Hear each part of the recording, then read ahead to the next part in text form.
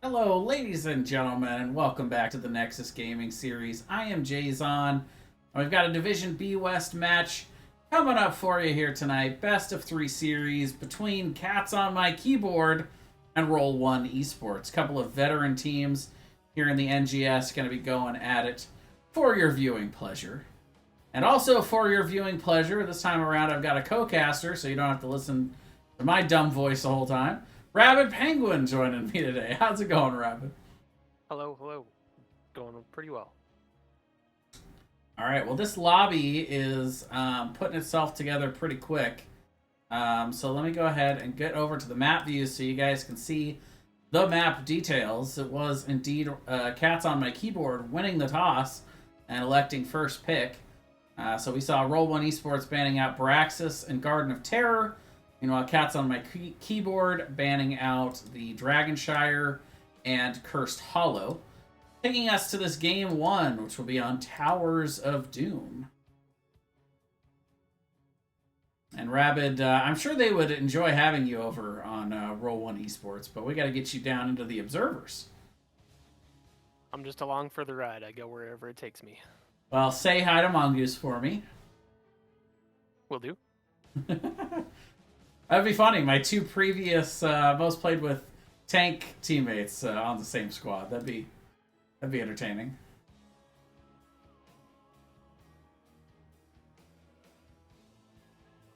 Maybe someday. Someday. But yeah, both of these squads, not only veteran teams, but they're also people that I'm pretty well acquainted with for the most part. I've played against Koala and the Cats on My Keyboard bunch a few seasons. And I feel like my history with Roll1Esports goes about as far back as I could think of in NGS. So weren't we playing against those guys in season 4? I believe we did. Even in the playoffs that season. Yeah, so definitely a lot of history there. They're very cool guys.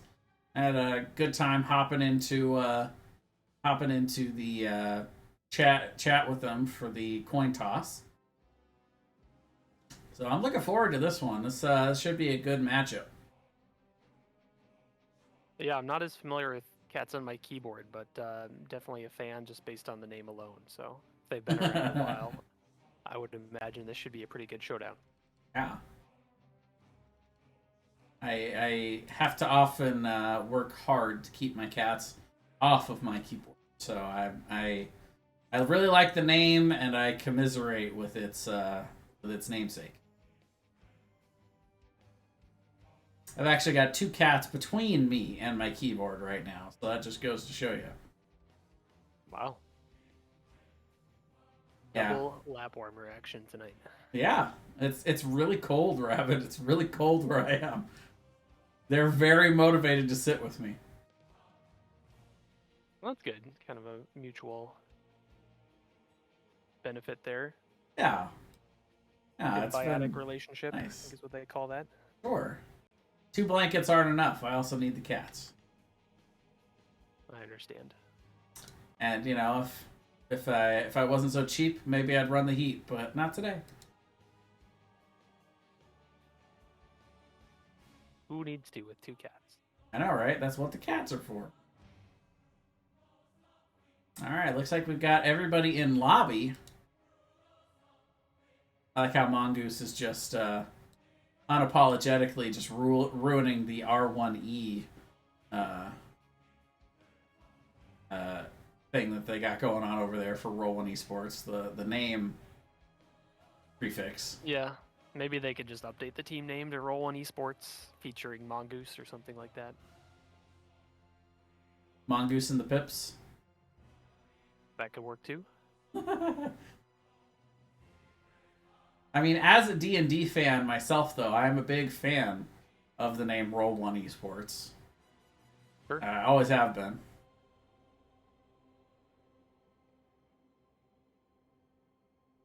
Did you let them know that the casters are ready? Yeah. I mean, it's just hard for me to reach the enter button right now, honestly. Understood. Could do it, but then it would be going against the law.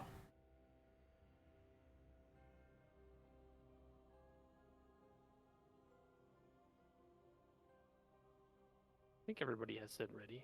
Okay, there we go. All right, we are going to get into game number 1 of this best of 3 series on... Wait for it.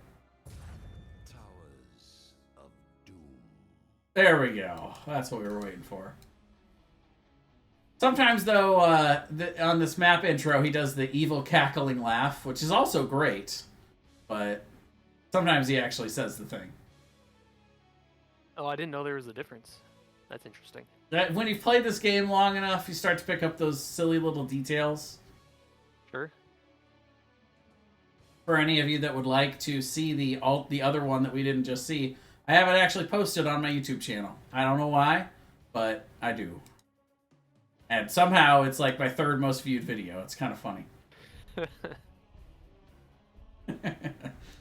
All right, so let's... 2nd most viewed video. It might be. It might be. Everybody's heading over there. Yeah, we're moving on up the ladder. My first one is a video of a what is it? It's not a cat.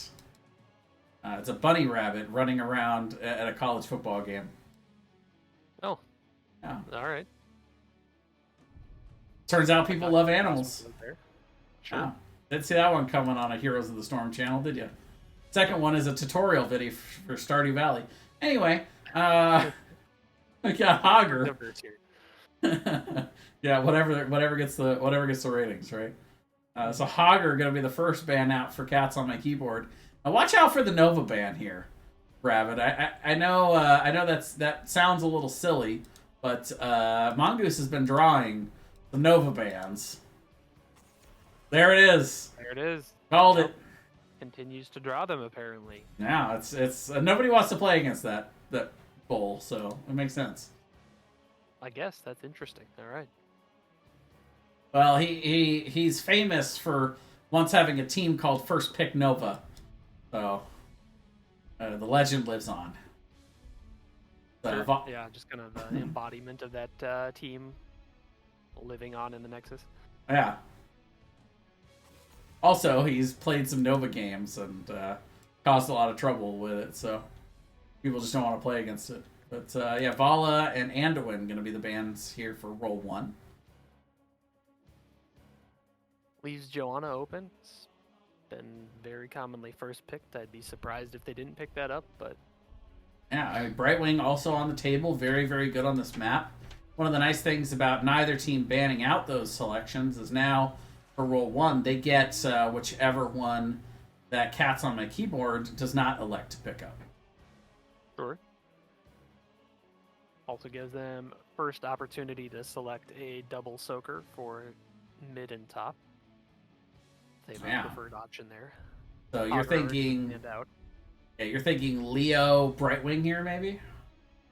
Could be. Blaze is another good option. Dahaka commonly picked up as well. Neither of those, though. We're going to get a Lunara and Uberak. Oh, it's rolling a completely different direction over there. And, yeah.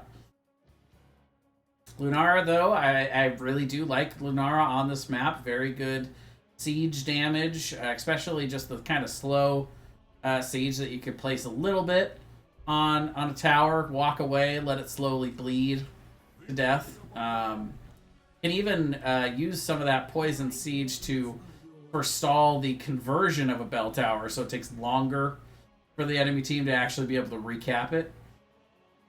Sure. Little things like that. An Uberak also great for the engage potential. Meanwhile, Stukov and Sonya picked up for Cats on my keyboard. Stukov definitely a strong healer. Does not have access to a cleanse though, so we'll see if that's something that Roll1 decides to capitalize on or pivot their draft in any way to take advantage of that. Meanwhile, Li Ming going to be the ban out for Roll1, so not wanting to set up the potential reset comp and Also, wanting to deny the counter of that cocoon with that disintegrate ult that she has. Makes sense.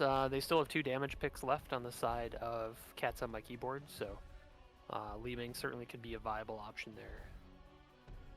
Plus, they're wanting to prevent caster bias. Chromie going to be the ban out here from the side of Cats on my keyboard, so getting rid of a lot of that poke potential, and Chromie able to very easily follow up on those cocoons as well. Sure. Yep, good burst damage. Or even just the basic Anubarak stun combo. Yeah, that's true. Chromie really likes it when they've got people that are telegraphically still on the map. So it's a Greymane, and there's the Brightwing. That might be the furthest I've seen Brightwing go available at a draft in a long time, Rabid. Yeah, that is pretty far down. Kind of depending on the map or the team comp you're drafting, I do think it can make sense in some situations to maybe not prioritize her as heavily, but Sonya definitely doesn't like to be polymorphed, and we'll kind of see what other damage they pick up here, but definitely a good pickup on the side of Roll1 to snag that in the later half of the draft. Yeah, a couple classic backline damage dealers, and Kael'thas and Sylvanas coming out to round out the draft for Cats on my keyboard. Yeah, pretty standard damage picks. Normally with Kael'thas, I like to have a more consistent stun available on the tank. Johanna doesn't really get one until level 10, so I think Kael'thas usually pairs a little better with a Muradin or an ETC, but should be able to work just fine, kind of augmenting the wave clear at least for the side of Cats on my keyboard. Yeah, on Roll1, Zad going to go ahead and pick up the Rexar to close out the draft. What do you think, Rabid? We've now seen both of these drafts come to fruition on each side. What do you think? Do you have any early picks here for a winner for this game one? If I had to pick one, I think I'm leaning a little bit towards Cats on my keyboard. I think they have a little bit more CC overall, and they also have a little bit more burst potential, I think, especially once Johanna gets her level 10 Bless Shield. Whereas the damage on the side of Roll1, there is some burst potential there, but I think it's a little bit slower damage overall. Lunara, Greymane, more into the auto attacks overall in your typical team fight. So we'll kind of see how they decide to play it, but I would vote for Cats on my keyboard at this time. All right, well, there you go. You guys heard it there first. Vote of confidence from Rabid for Cats on my keyboard. So just to make sure we balance it out, I'll put my vote in for Roll1. Just for no other reason than to try to get a point up on voting the other. As long as it's balanced. I mean, that's what Chen's all about, right? Just balance. All right, on the left here for our game one on Towers of Doom, we've got Cats on my keyboard. We've got Ghost playing the Sylvanas. We've got Apple going to be playing, let's see, what is that? Pink. Oh yeah, that is Stukov. I've never seen that pink skin before. Very nice. We've got PJ Red on the Johanna. Koala going to be playing the Kael'thas. And we've got Urban Punk on the Sonya. And on the right side, we have Roll1Esports, Zad on the Rexar, Poe on the Lunara, Velvet playing Brightwing, Mongoose on the Greymane, and Rockior W on the Anubarak. Right away, both teams going to go ahead and make their way into the mid lane. Do have Rexar starting up at the top, though. Zad going to try to get a little bit of a rotational advantage here with not going to the 5v5 customary melee in the mid. Drew does give them an advantage top. It did take longer, though, for the rest of the team to clear mid, so that's kind of the trade-off there with that choice.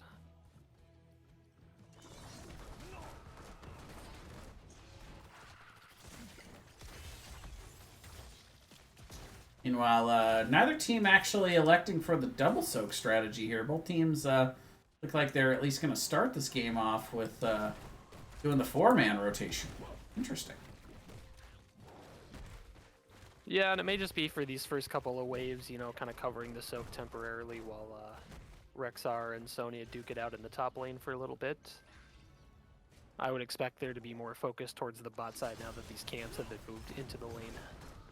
Yeah, both teams going to go ahead and grab those camps and look to push them in here in bot. So really going to see our first opportunity at big team fighting potential as both these teams poke back and forth at each other. Rock Your World can actually burrow charge out.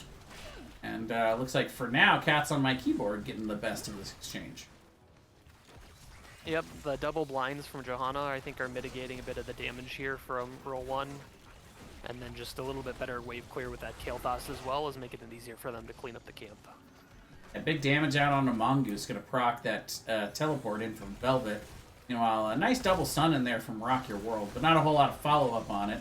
Polymorph does come down, procking the Iron Skin from Joe. Ghost being engaged on, going to have to walk away. As PJ Red getting knocked down to about a quarter health before making it safely back to the wall. Yep, did take quite a bit of damage trying to push the camp into the wall, but Roll1 was successfully able to defend that and no damage taken yet on their structures. Alright, so we have our first altar spawn. First and fifth one are always the triples. And this one going to spawn in the two tops and the mid. So bottom lane, not going to be focused on at all here for a little bit. Looks like right away, Roll1Esports going with the aggressive move. Look at Zad up here with Poe. They are going to try to focus on Urban Punk, who does manage to spear. PJ Red going to get the flashlight to interrupt, but Cats on My Keyboard do grab the bot one. Big condemn in there from the Joe. Urban Punk trying to sneaky back cap that, but this is all 5 members of Roll1Esports in here to try to get this. Ghost taking a bunch of damage, having to teleport over the wall to dodge. Urban Punk is on the run from 2 that are diving in, gets back into the death zone safely, and will be able to survive, rotate up and around, and tap. Meanwhile, Cats on My Keyboard kind of split here. We do see Misha going down, and big bomb damage split coming in from the Kael'thas, and now Roll1's in kind of a rough spot here, Rabbit. Yeah, generally I'm not in favor of making a play for the aggressive side this early in the game. The death timers just aren't very long, and if you have good stall tools like the Johanna blind, you can really kind of prolong that fight for quite a while, and you're also stuck on the other side of the map without your own fountains and resources, so it's just a hard place to be to successfully convert that channel, I think. I will say this much though, they did get a fair amount of attempts there to try to steal that, and ended up not losing anybody. So I gotta give a lot of credit to Roll1 for making that attempt. At least I would say it wasn't unsuccessful necessarily. They put a lot of pressure on the members of Cats on My Keyboard, but just didn't quite be able to finish up and execute what they were looking for there. Sure. Yep, that's a great clarification. I think knowing when to say, you know, we gave it a try, weren't quite able to catch them off guard, it's time to leave, and not losing anybody is definitely a big deal. Yeah. Both our tanks getting kind of low. Burrow charge out from Rock Your World. But this time around, the sappers do make it in, and that's going to be the gate and one of the towers down on the bot side down for Roll1Esports. Nice job there from Cats on My Keyboard to get a little extra siege here. Engaging in on Mongoose, but Rock Your World comes in from the bot side, gets the stun, and zones away. Yep, we'll see pretty much the full team of Cats on My Keyboard try to hearth here. A little bit of good stalling, though, from Roll1 right before this objective. So we're just going to have a couple of taps, it looks like, and right back into it. Yeah, Roll1Esports definitely has the position here. Mongoose going to go ahead and attempt to cap Iron Skin and the blinds coming out to get the interrupt. So that's a lot of Johanna resources used there. And it looks like the members of Roll1Esports see that and are going to try to engage. Big Stukov silence, though.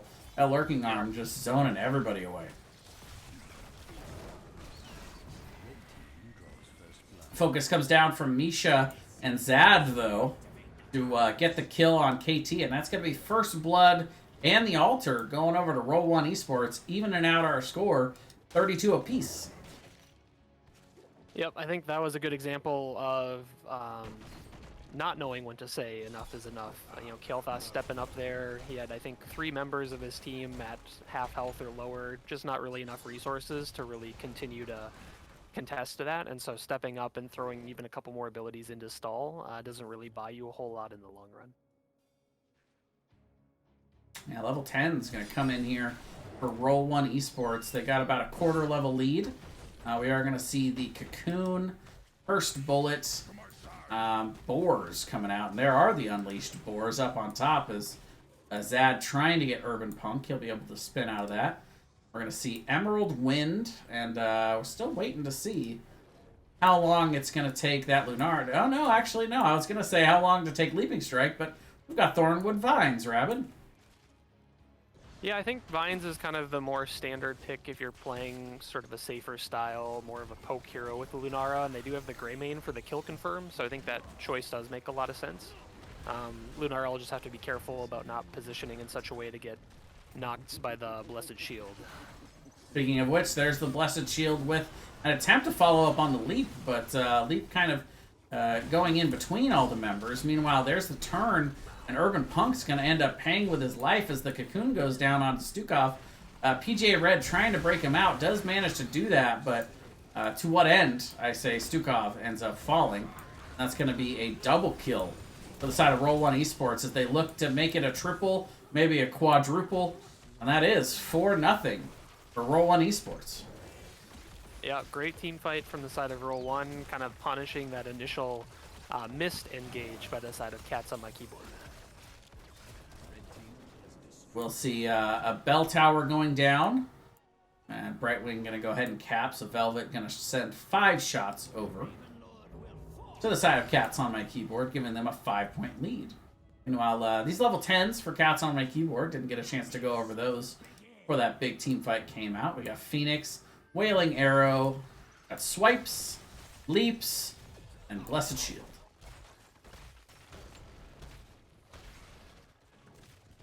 Looks like with the help of the Nubarak Beetles and this wave, Roll1 is pushing up into mid-keep here. But with the help of the Sylvanas wave clear, they're able to kind of disintegrate that wave and push them off. Yeah, there's kind of 2 schools of thought on this map for that Sylvanas level 4. The wave clear, well, hold on. Here comes the Engage with the Cocoon onto the Joe, and then the jump on the backside. Big swipe coming in, though, from Apple. Zone them back. Velvet getting a little low. Big Blessed Shield from PJ Red. Rock Your World having to walk away before his world gets rocked. A lot of abilities traded back and forth, but no kills confirmed for either side. Every time I hear Boars, I gotta look up top, but for now, Urban Punk still okay.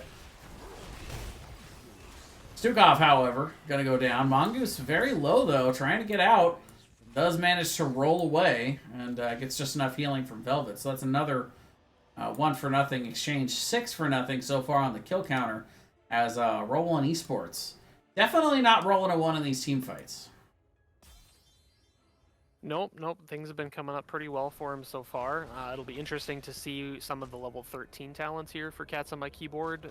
They may help confirm some of these kills or shift up their team fight style a little bit to see if they can maybe address how some of these fights have been going. Now there's that first blind coming in to get the interrupt. Rock Your World coming in from the top side. Both the solo laners are above, but looks like Zad's going to be the first to rotate in. Misha looking for it. Gets the 2-man stun. Big Vines to follow it up. The poison's rolling. Johanna stuck in the Cocoon. Can't help zone for her team. PJ Red's going to be stuck on the backside of this. Going to have to Iron Skin out. But once again, Roll1Esports just getting the better of these team fight engages. Getting the engages they want and taking them and transferring them into points here on towers. Yeah, because of the positioning of the Rexar and kind of the rest of Roll1, Sonya had to rotate all the way around mid-keep for that fight, and so it was essentially a 4v5 for Cats on my keyboard, and kind of half of the front line essentially wasn't able to be there for that fight, and I think that made it difficult for them. Meanwhile, Zad able to finish off that bell tower in the mid, so that is currently converting. 4 members of Roll1Esports down on the bot side, trying to push in some more sappers for 3 more points, and Sonya's kind of left defending the final bell tower up in the top lane here. Meanwhile, big blow up there from Koala, saying enough is enough. They get the kill. First kill on the board here for Cats on My Keyboard, taking out the Lunara. Yeah, this should give them a window to take back this bot keep once they get a little bit healthier, and maybe once Sylvanas' trade comes back online. Yeah, Rock Your World just kind of zoning all by his lonesome here. I think Cats on My Keyboard is starting to get an idea that he's the only one here. So most members not showing for the side of Roll1Esports. I really like that, but Bell Tower will be converted just in time for this triple altar spawn. Rock Your World, burrow charge away. Yeah. And once again, Roll1 for this triple altar, looking to go aggressive. Zad is in the face, but look at the leap, and we get the status out here. Urban Punk gonna be jumped on, and there's one for the fake death there. Feign death, I should say. Yeah, it was a good look, but with the Brightwing on the side of Roll1, Rexar's never really alone, even if Misha wasn't there. But that quickly turned from a 2v1 into a 3v1, and Sony has a much harder time with that, I think. Cats on My Keyboard trying to capitalize down here in the bot lane on all that rotational focus from Roll1Esports, as Rock Your World not going to be able to do a whole lot about this tower being converted, and now both the bottom bell towers are going to belong to Cats on My Keyboard. Yeah, and they are pretty close to getting this mid keep back as well. Sonya should confirm that shortly. But unfortunately, there's going to be the end of the game. Yeah, a little too late. That is GG in Game 1. Going over to Roll1Esports.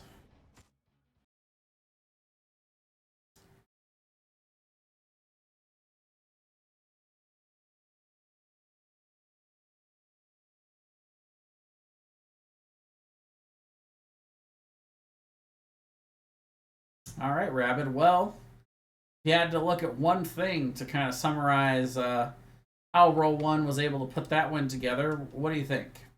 Number one factor? I mean, I think Rock Your World on the Anubarak definitely played a really great game on his role as tank, just kind of warding for the team, stuns where they mattered, got good engages, good cocoons. So I think that helped them out a lot. And then Mongoose on the Grey Mane also, I think, was just kind of playing really aggressively, really zoning back the members or punishing anybody who stepped up, and was always there to kind of follow up the Anub engages as well. Yeah, I feel like the team fighting was a really big factor there for the members of Roll1. They really, I mean, the kill counter really, I think, tells the tale of the game. 10-1 overall, and not a ton of team fighting, but when there was team fighting in these altar phases, Roll1 just kind of dominating in that realm. But definitely want to give you guys all a look at these talents so you guys can see what the builds were for these guys. Anything else you have to add for Game 1, Rabbit? I think for Cats on My Keyboard, I just kind of go back to what I mentioned earlier at the end of the draft. A lot of it is on the shoulders of the Johanna with the Blessed Shield, since she's not a tank who has sort of a short cooldown, regular ability engage. You have to capitalize on that Blessed Shield when you use it, and I think that was a big part of why their team fights maybe didn't go the way they wanted, is they weren't able to convert those Blessed Shields into kills. So either swapping her out for another tank that has a shorter cooldown on their stun ability, so they get more opportunities to maybe chain that with the Kael'thas stun and the Stukov silence, or just a little bit more communication on when the Blessed Shield's coming out, and the team kind of dumping all their abilities in place could help with that. Alrighty. Wise words from former tank player himself. And wow, yeah, it looks like these guys are moving right along. So, you know what? No need to take a break if we're already setting up for game 2.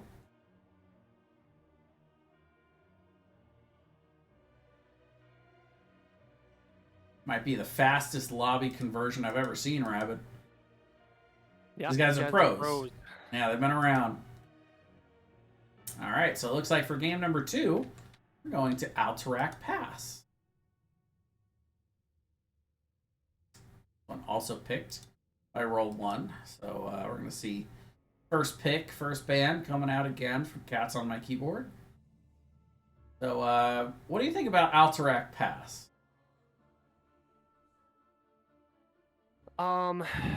It's not my personal favorite map. I know some people really like it. I've just never been a big fan of it, I guess. But the objective is definitely really strong. So either having team comp that can fight well on those objective points, or a team that's maybe centered more around macro play while you have a couple of key heroes to stall the objective is a pretty common tactic.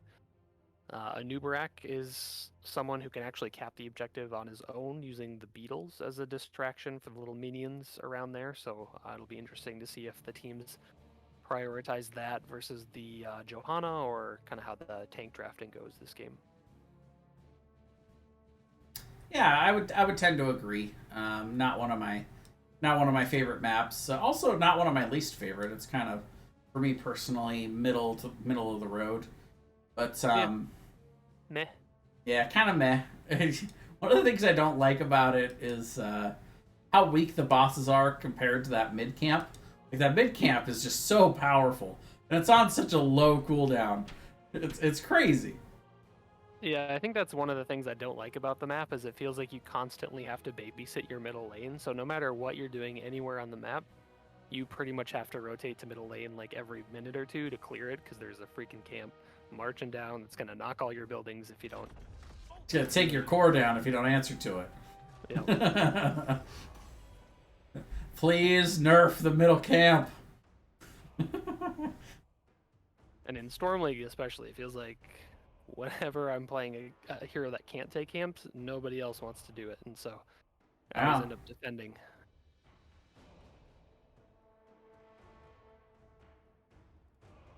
All right, well, let's get into game number 2. If these, are we going to see another first ban Nova? That's my big question. I feel like the answer is probably yes. Probably not on this one, but probably on the next one. I feel like this is probably a better map for her compared to Towers of Doom. Like, Towers of Doom, you have your offlaner, and then you have a 4-man. The 4-man's usually pretty grouped. The offlaners maybe looking for the Nova rotations. This map, things are usually a little bit more spread out, so there's more room for her to work with and kind of cause more disruption around the objective points too. Yeah, so Hager going to be the first ban once again. Cat's on my keyboard. Yeah, he's fantastic at taking that middle camp, so if you don't play Hager, it makes sense to ban him. Yeah, he doesn't so much kill the camps as he just walks in and is like, hey, you guys look like me. You wanna fight with me? And they're like, yeah. Diplomacy bonus. Nah, I'm just kidding. He kicks their butts and quickly converts them over. Diplomacy roll failed. Option 2? Option 2. Yeah. I mean, let's be honest, like, he's a Knoll, they're Knolls. He definitely knows how to beat them up. And there it is. First man Nova. Omo Nova. Omas de Nova. And when banned out, I'm going to see those light bombs, leaps of faith out of it. First pick, once again available, so Joe is on the table again. Cat's on my keyboard. Yeah, we'll see if they pick it up or if they opt into a different strategy. Looks like they're going to roll it back and see if they can put another comp together based on this Johanna again. I'd like to see it focused around capitalizing on that Bless Shield, so curious to see what else they round it out with. Yeah, absolutely. And I mean, one of the classic combos with it is Light Bomb. So Roll1Esports kind of anticipating that with that Anduin ban. Feels like deja vu all over again, Rabbit. Yep, looks like Roll1 does not see a need for a new comp for this map, so they're just going to play it back for us. Run it back. I mean, that makes sense. You know, if Roll1Esports had a very successful game number one, you don't really, in my opinion, you don't really see a need to make changes. If anything, the team that lost game number one is the one that needs to make adjustments, and there we see it. Li Ming picked up for Koala after it was banned in the last game, and this time they're not going to let that Brightwing slip through their fingers for this second draft, and they grab it for Apple. Yep, I like both of those adjustments. Anubarak and Greymane, though, all jokes aside, I think are both good heroes for this map as well. Again, Anubarak has an advantage when trying to cap the objective, and then Greymane certainly is great for ripping that middle camp and getting that out into lane. Yeah, Sylvanas going to be denied this time around, so Roll1Esports wanting to see Ghost on a new hero this time around. Makes sense. Sylvanas is always a dangerous hero, even if she doesn't have necessarily big impact in the team fights, which she often does. But even if she doesn't, if your team is able to win a fight, she can multiply that advantage quite a bit by making it easier to just run at the buildings and knock them over. Meanwhile, Stukov going to be the ban out for Cats on my keyboard. No big shocker there. The healer chokehold applied, and silence so good against the Johanna. It's really her one big weakness is when she can't hit her buttons, and she is just as squishy as the next hero. Yep. It's a good ban. Does leave up Rhaegar, so see if that's what Roll1 opts into, or if they want a different healer to round out their comp. But Rexar and Lunara coming in again for them as well. It's going to be Rhaegar with Bloodlust. Could be. Nah, I'm kidding. It's totally it's always ancestral. Nobody goes Bloodlust. It kind of makes me sad, but challenge accepted. Oh, spicy. We got a Leoric Zul'jin to round out the draft for Cats on my keyboard. Zul'jin, a big adjustment there, as you had mentioned. And, I really like that pick. Zul'jin, very good against the Anubarak. Anubarak's one big weakness is going up against heavy sustained damage heroes. So Zul'jin can occasionally be caught out from heavy CC, so they kind of counter each other. But Zul'jin has the tools to take Anubarak down. And also can get a lot of free stacks off of that Misha if they spend a lot of time in team fights. Yep. Definitely a much harder hero to dive in general as well, especially once he gets level 10 with the Tazdingo. Yeah. Whereas something like a Kael'thas or Sylvanas is a little bit more vulnerable to getting CC'd and blown up. Zul'jin has that extra couple seconds worth where he can pump the damage out, and if he is able to survive, get kind of that last second heal, swing the team fight in his favor. Yeah. And it's definitely not going to be Bloodlust Rabbit because it's Uther to round out the comp here for Roll1Esports. That's. I mean, if Velvet finds a way to go Bloodlust in this game, I'll be quite impressed. True. But it looks like they're all in on kind of the dive blow-up teamfight style again this game, which makes sense. It's definitely what Uther is suited for. If Cats on my keyboard can kind of find a way to defend against that initial engage and prevent that target from being blown up, I think Uther is going to have a much harder time keeping up with the sustained damage from the Zul'jin, and then late game with the Leoric damage, depending on what build Leoric goes, he can also put out quite a bit of sustained damage as well. All right, well, let's get on into game number 2 here on Alterac Pass. On the left, we've got Cats on my keyboard. We've got Urban Punk on the Leoric, Koala on the Li Ming, Ghost on the Zul'jin, Apple on the Brightwing, and PJ Red on the Johanna.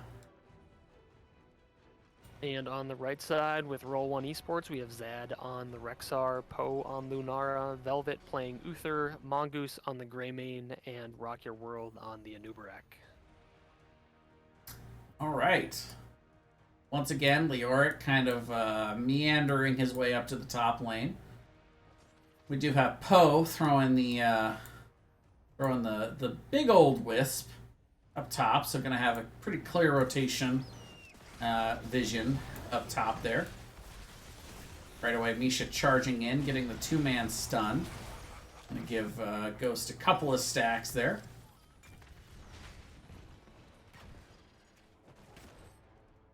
And just looking through the level 1 talents here, looks like Uther is opting into the W build, so likely doing his best to move into more of like a sustained team fight build. At least as best as Uther can manage, kind of given his kit. And oh look, it's 1 minute. Time for both teams to go grab the camps. Yep, good timing on both sides here.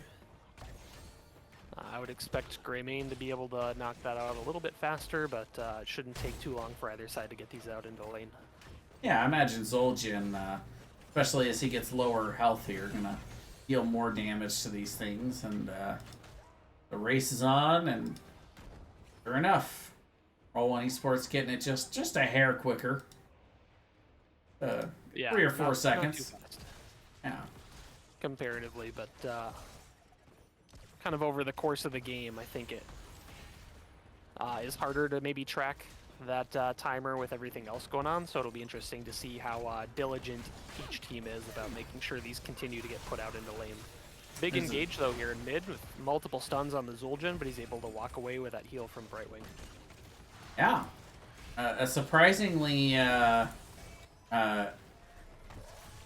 good counter engage there to keep the Zul'jin up. He didn't really take a whole lot of damage, and I think that's mostly PJ Red focusing a lot of those abilities onto Mongoose, keeping him from really getting that damage follow-up for those triple stun. Yep, he does have the double blind talent again, so that should put in some work in reducing Greymane and Lunara's damage overall. The one thing I don't like about that build is it does cause you to go out of mana quite quickly compared to not having the double blind, because you're using an extra ability more frequently. Sure. Well, So Mongoose... it'll be a little harder, I think, for PJ Red to stay in these objective fights if they tend to go very long. But And to your point, both Apple and PJ Red are going to go ahead and back here as the camps are up once again. Mongoose immediately jumping out on that side, but you mentioned it. It's there's the timer, and tick, tick, tick, tick, tick. yeah, Zul'jin's looking for his stacks up top, so kind of competing priorities there with the camp and his late game damage. That's okay, Apple's got this. They'll maybe have it by the time the objective is over. Never mind, here comes Ghost. Yep, and good job by Rock Your World to get that objective moving for the team. If you don't have somebody who's kind of keeping an eye on that, it's very easy for a Anubarak just to walk in there, pop out a couple beetles, and channel away. Yeah, get 10 seconds on it. That's good progress. Level 7's in for Roll1Esports, and again, they got that camp quicker, so now they'll have a chance to shove in mid a little bit and maybe be able to look towards the objective once again. Big engage on Zul'jin there, and he's almost taken out, but able to scoot away. And getting the camp a little slower isn't always the worst thing in the world, because it does cause the enemy camp to sort of crash right in front of your towers, and it makes it a little bit easier to clear them out with the tower fire. But again, kind of over the course of the game, that timer differential can make a big difference. Right, and the towers don't shoot at them once the towers go down, so exactly. That solution becomes less and less viable as the game goes along as well. But we do see an engage. Cat's on my keyboard trying to get into Rock Your World's space there, and we do see them attempting a cap, but a lot of tools for interrupts here on the side of Roll1Esports. They will be able to stall it. Big damage, though, coming in from Koala, but it's Zul'jin It is actually the first to fall on the other side. Mongoose going to have to roll his way out of this one. And that's going to be first blood going to Roll1Esports. Yeah, that was great focus fire by the side of Roll1. You can see, 3 or 4 of their team members were down to half health or maybe even a little bit lower. So there was definitely damage coming out from Cats on my keyboard, but I think Roll1 was able to focus Zul'jin as kind of the priority target and netted them that kill and the objective as well. And Lunara's been putting in work down here in this bottom lane against the Li Ming. The entire front wall is just gone, even prior to the objective showing up. Yeah, and more to come as another wave is coming in. And Koala, not the best in terms of AoE siege clear. Like getting through all of these minions takes longer than, say, a Kael'thas or a Jaina would. Heavy rotation, though, by Cats on my keyboard to the bot lane. Rock your world. Burrow charging away once again. Kind of split throughout the map here for their defense. Leoric top, we have 2 middle and 2 bottom. While Roll1 is also split as well. Anubarak having to back after that escape attempt. Or successful escape, I should say. And 2v1 in the mid with Anubarak on the way.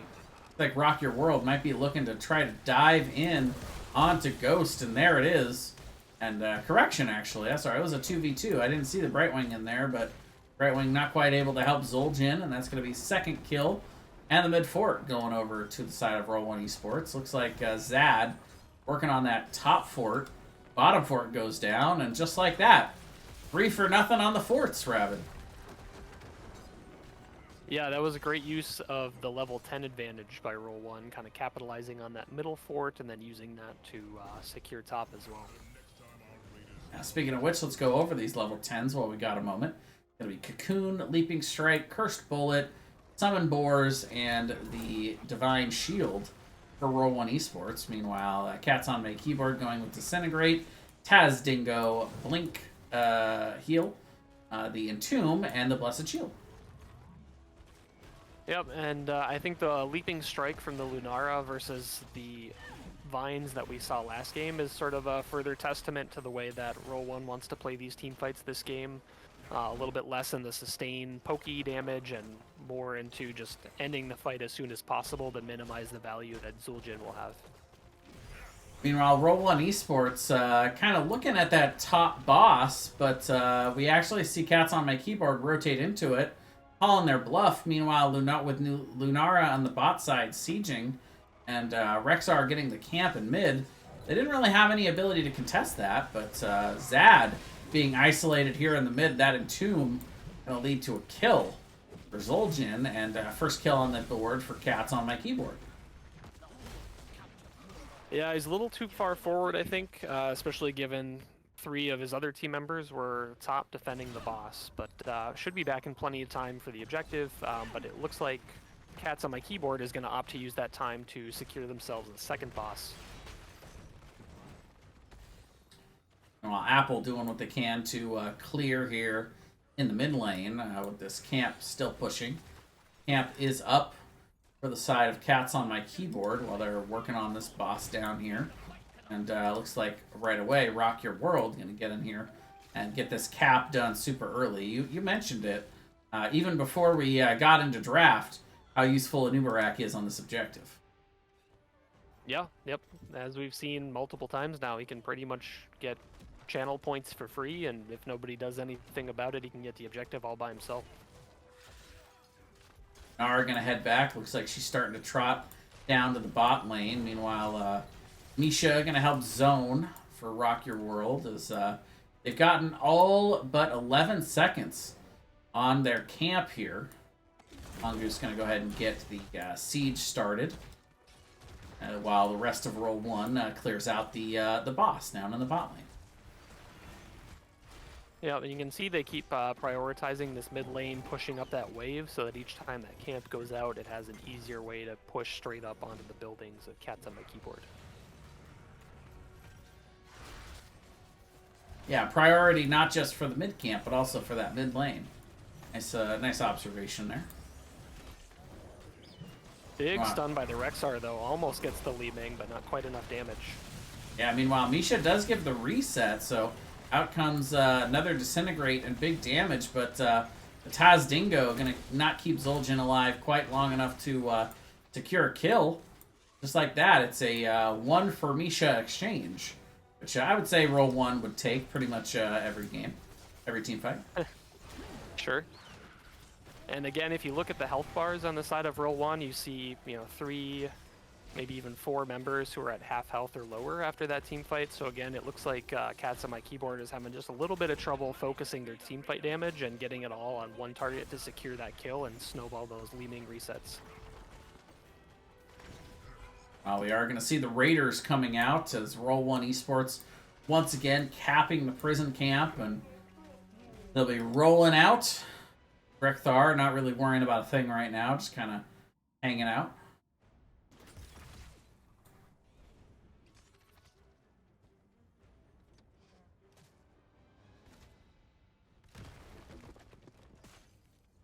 Once again, Roll1 kind of splitting the focus, giving Cats on my keyboard a lot of different things to have to worry about here. Yep, pretty much every single lane is pushed straight up onto these buildings, so Cats on my keyboard has some tough choices to make here, I think, about where they want to defend and how they want to use their resources. Looks like mid is the priority lane, which makes a lot of sense, given the repeat camps that have been marching down there all game. Now they clear that up and then immediately rotate their 4-man down to the bot side to see if they can save this keep, but Roll1Esports going to push the issue, get the poison down, and it's going to be close. Uther even throwing that beam in there, but it's they kept it alive. What is it at now? Surprise Roll1 274 to confirm that. Pretty much anyone, even another W from the Uther, should be able to knock that over. But I mean, yeah, Poe is not left the lane yet. He's gonna poison. Try to maybe send some minions in to finish this off. Yeah, that could certainly do it if it's not responded to. But if I'm Cats on my keyboard, I'm certainly not complaining. I will take a live keep. Yeah, they kept all 3 of their keeps alive, so credit to them for a big defense. Level 16's now in as well for Cats on my keyboard, and got a little bit of a window here, an opportunity for the next couple minutes. See if they can get a good pre-20 team fight in here. Yeah, that does complete Leoric's 13-16 build, so he opted to go into the damage reduction build versus either the W or auto attack build. Damage reduction is my least favorite because it doesn't increase your own personal damage, but given the style of team fight that Roll1 has opted into, it'll be interesting to see how much value they can get here as he instantly goes into the cocoon. Well, Disintegrate instantly getting him out, so he'll have to Wraith walk away, but it's Ghost that's being focused on here, and that is going to be a kill down onto the Zul'jin before he can hit that Taz Dingo. Urban Punk trying to Wraith walk away, but the chase is on. Poe diving in, getting the D-shield even to go along with that leaping strike as Johanna's going to fall. Mongoose on the chase, but they're going to double back a little bit, heal up, and be satisfied with their double kill to go with this boss push in the top lane. Yeah, big push with the boss, all 5 members running down the lane, and Cats on my keyboard are still waiting on Johanna and Zul'jin to come back.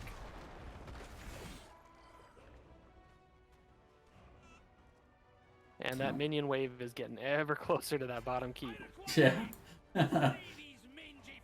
Oh, there's one guy throwing spears at it. He got distracted, though. Yeah, maybe? Yeah, there you go. He made his way back around to it. Gonna be double keep for the side of Roll1Esports.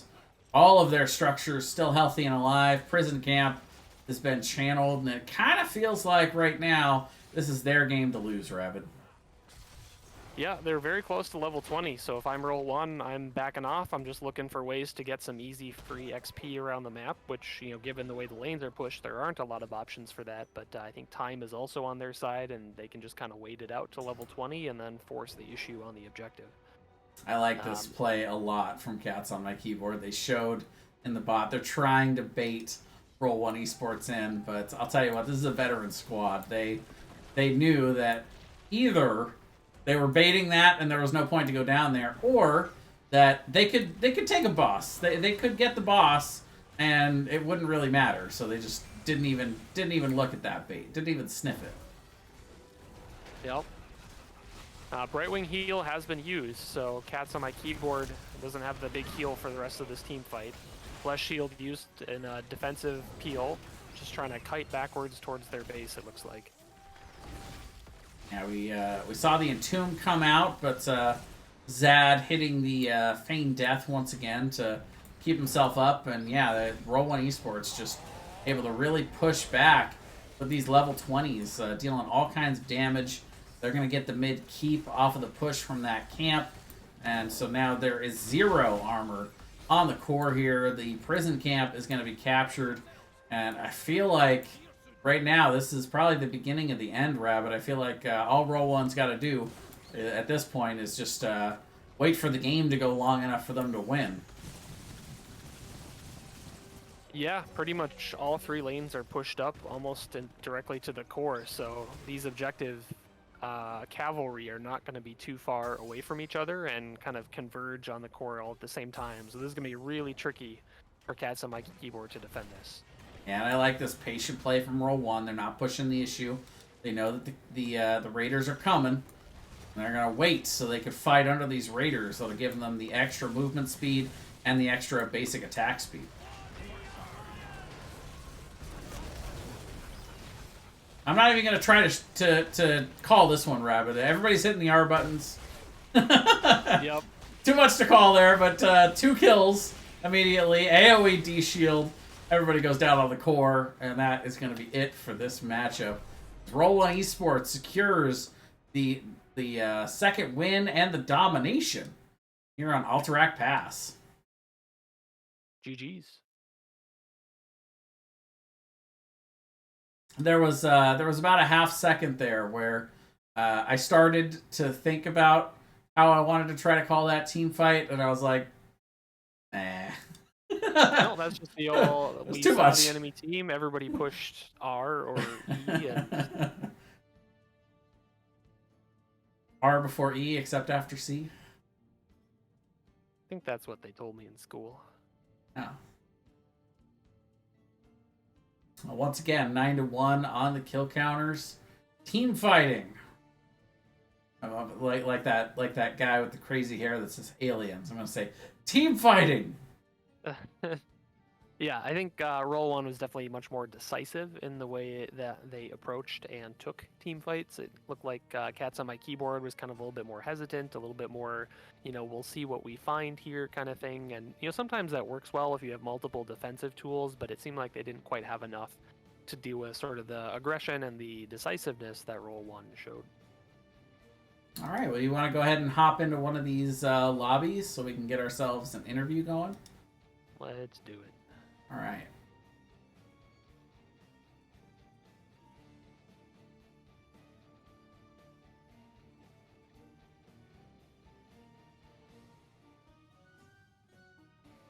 Reaching out to rock your world.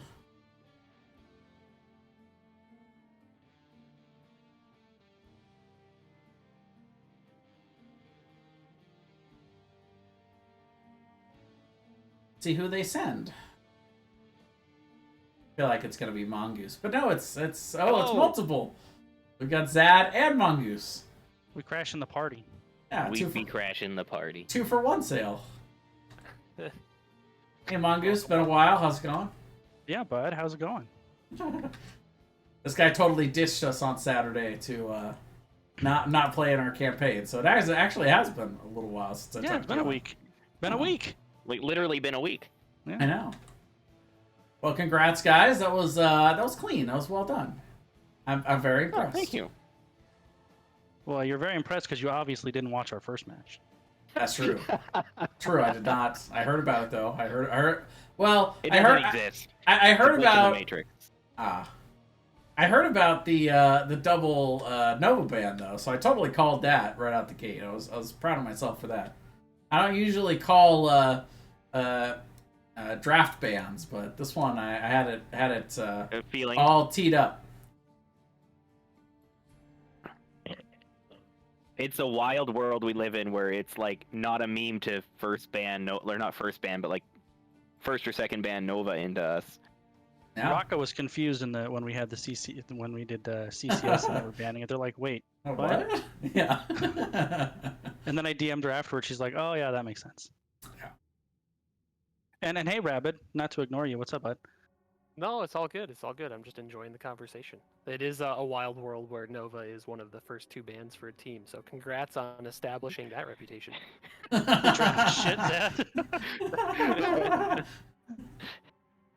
There's also a Reddit post that goes on about us and Nova, and ever since then, I'm worried that we'll just never see your girl. You guys have a Reddit reputation too? Like, how far? Yeah, does the rabbit hole go? somebody put a thing on there like, I'm having trouble picking up ranged assassins to climb. What should I pick? And somebody said, Nova's got this reputation as a meme, but she has a place and you should play her. And somebody's like, no, that's terrible. And then somebody else is like, watch Roll1 and NGS. You'll see she's not a meme. And then there was this like whole carry-on thing after that. Wow, congrats. Yeah. That's quite the rabbit hole to lead people Yeah, down. it was. I like It was Valk actually sent it to us. He's like, look, you guys are internet famous. And I was like, oh. Oh, no. Well, we should probably ask you some questions about the actual match, but Sure. Rabbit's way better at that than I am, so I'm going to go ahead and let Rabbit take that away. All right. You guys had a pretty similar draft between game 1 and game number 2. The main difference was the healer choice. What prompted you to pick up Uther as the last pick for game number 2? We didn't want to get resetted. Velvet, I think, since I've seen him play healer, Uther is probably one of his like preferred healers, right? So it's like it's a good fit for us. You get Guardian of Ancient Kings, good fit for Velvet, and like a lot of min gains can come down to like, is I'm sure if you freeze frame on some fights and we didn't have the armor, it's enough that one of us has to back, or one of us actually might die, and it's any other hero than Ming.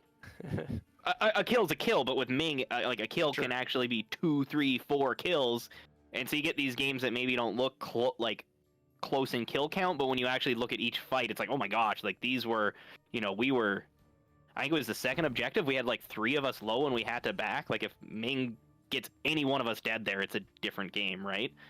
Mm-hmm. Yeah, that makes a lot of sense. I will counter your argument a little bit with then why the Rexar, since you have Amisha as a potential casualty, but we don't have to. Misha's the only Misha's done. That's scouting. I thought they were gonna Sonya. I really liked how I was able to play into Sonya that first match, so it was kind of like gonna take a pick that's relatively safe and might be a good matchup into that particular Sonya.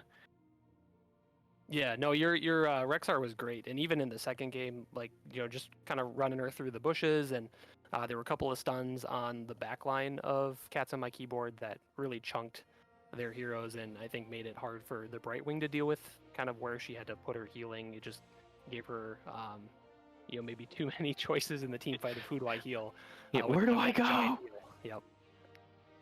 So yeah, I don't think it was a bad pick at all, but just kind of. Yeah, I get you. Like the justifications feel like contradict. Yeah, totally get you. Yeah.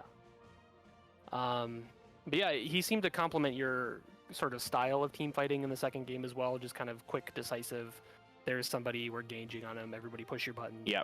Let's get him. Get him. So that makes sense. Okay. Trying to think back to game number 1 if there's any particular things. One other talent choice that we noted was different between the two was the Lunara level 10.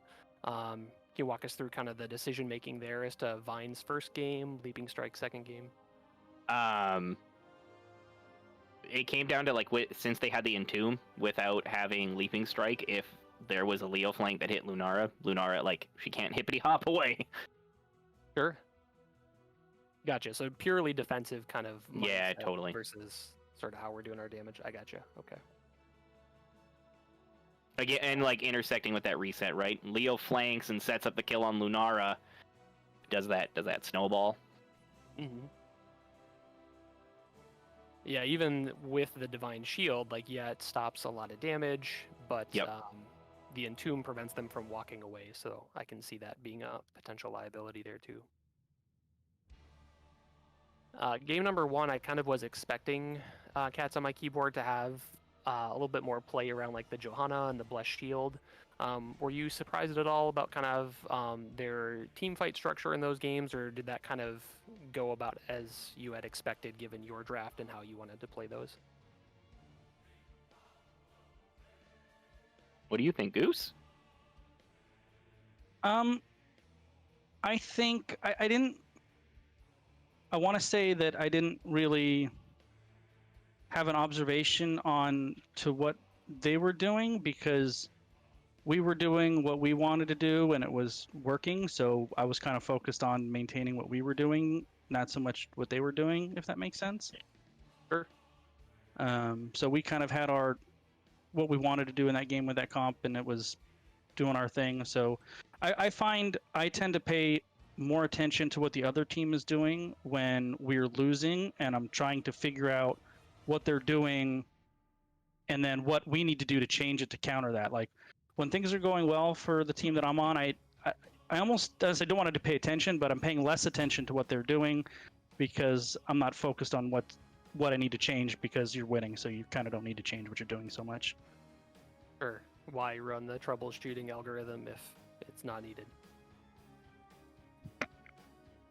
Exactly right. If it ain't broke, don't fix it. Yeah. All right, well, here we are in week 2. Big 2-0 against another veteran team.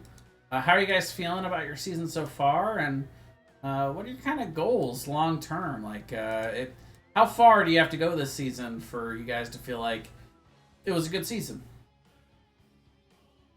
Statistically, oh, sorry, you go, Goose. Well, I think we're going to have the same answer, Yeah. which is Roll1 before Mongoose joined, long before, has a long and distinguished tradition of destroying in Division C and then getting promoted and then getting wrecked in Division B and then getting demoted and then playing really well in Division C and then getting promoted and then getting decimated in Division B and then getting demoted, et cetera, et cetera. So I think to have a successful season, I would say we would want to break that tradition. Well, there you go. Yeah, same answer. Look how well he fits. Look at that synergy. Same answer, I know, synergy. right? Yeah, the prefix name doesn't matter. It's about how you play the game, right? Totally. Yeah, Mongoose, Although, when are you going to commit and update the account name? Well, see, the problem is it's a contract season for me. So if I change my battle tag, I lose all leverage in negotiations. So we gotta get that branding, right? Like, that's right. Well, you got the portrait synergy. That's good. 1, 2, 3, 4, 5. I just like defiantly change mine to 6. I mean, it makes sense if you're the 6th player. I've heard that there's a rotation going on over there at Roll1. Yeah, I think we're pretty lucky that we have the number of people we do, but I think everybody has kids or like a pretty involved family life. Snakes. The Snake fam. Yeah. And so we're really lucky that we have a lot of people who are all like willing to like hop in last minute if they weren't planning to. So, I don't think there's any like strategery in like drafting or playing for NGS. It's just a way for a bunch of people with kids and, family stuff to be able to actually reliably play and kind of have that sport and tournament experience.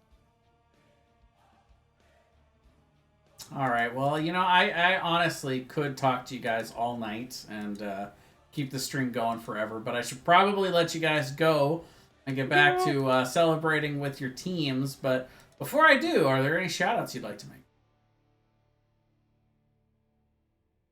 I'll go.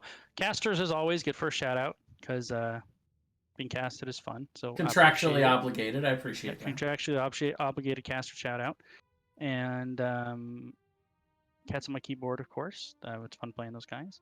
And always NGS spouses, because without NGS spouses and partners who watch the kids and let us sit at the computer for hours on end doing silly things, we wouldn't be able to do these things. So NGS spouses and partners, best spouses and partners. They really are. I'll make sure to shout out our sponsor Osmo and my boy Kendo. How's everyone getting sponsors up in here for this amateur league? I'm confused. I'm All doing Osmo's generosity. I'm doing something wrong. Clearly, I've never had a sponsor. Well, that's all right. Well, thank you when guys. you get into amateur league sponsorship negotiations with Mongoose, you might not be saying that. He drives a hard bargain.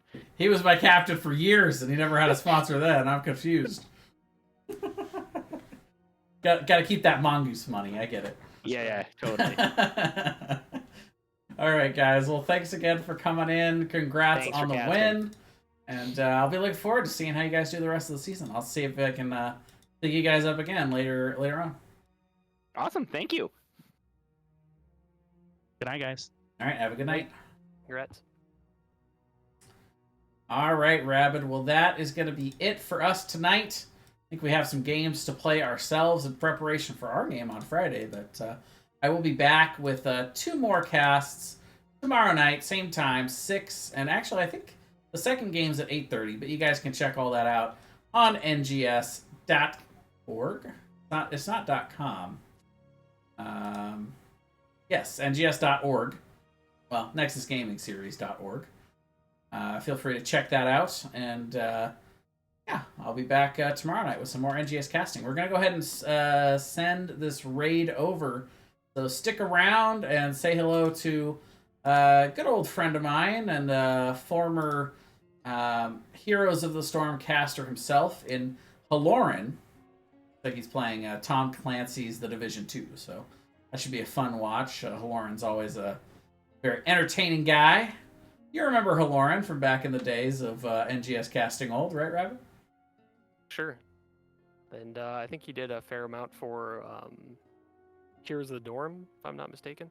Yeah, some big time casting. So yeah, go say hi to Haloran for us and give some of that good NGS hospitality, ladies and gentlemen. And thanks again for coming out and watching tonight for the Nexus Gaming Series. I am Jayzon, and we'll see you next time.